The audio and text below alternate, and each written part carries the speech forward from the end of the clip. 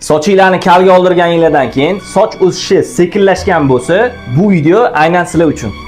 Soch kalga olingandan keyin shu holatda o'sgan.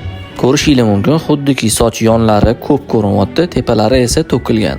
Biz uni bilintirmaslik uchun asosan yon va orqa qismlarini olib, boshni baland nuqtalarini past nuqtalariga to'g'irlaymiz. Odatda har oy sartaroshga borganimiz uchun bizda shunaqa tushuncha paydo bo'lganki, xuddiki sochimiz juda ham tez o'sadi.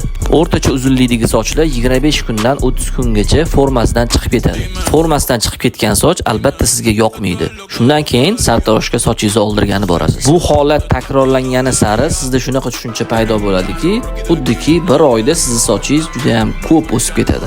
Lekin bu degani kalga oldirganingizdan keyin bir oyda yana xuddi shunaqa o'sib ketadi degani emas. Shuning uchun ham karantin paytida ko'pchilik sochini kalga oldirgandan keyin nimagadir sochim o'sishi sekinlashib qoldi degan fikrda yurishdi. Chunki bilishmaydiki, sochlarimiz bir oyda o'rtacha 1 santimetrgacha o'sadi. Xulosa shuki, siz doim qilib yuradigan stilingizda sochingiz uzunligi 5-6 santimetr uzunlikda bo'lsa, har oy yonlarini o'zini qisqartirib forma berib turgan taqdiringizda ham 5-6 oy mobaynida siz xohlagan formaga keladi. Videoni sochini kal qilgandan keyin o'stirishga qiynalib yurgan do'stlarimizga jo'natib qo'yamiz. Aytgancha orqa formaga alohida e'tibor qaratib qo'yasizlar.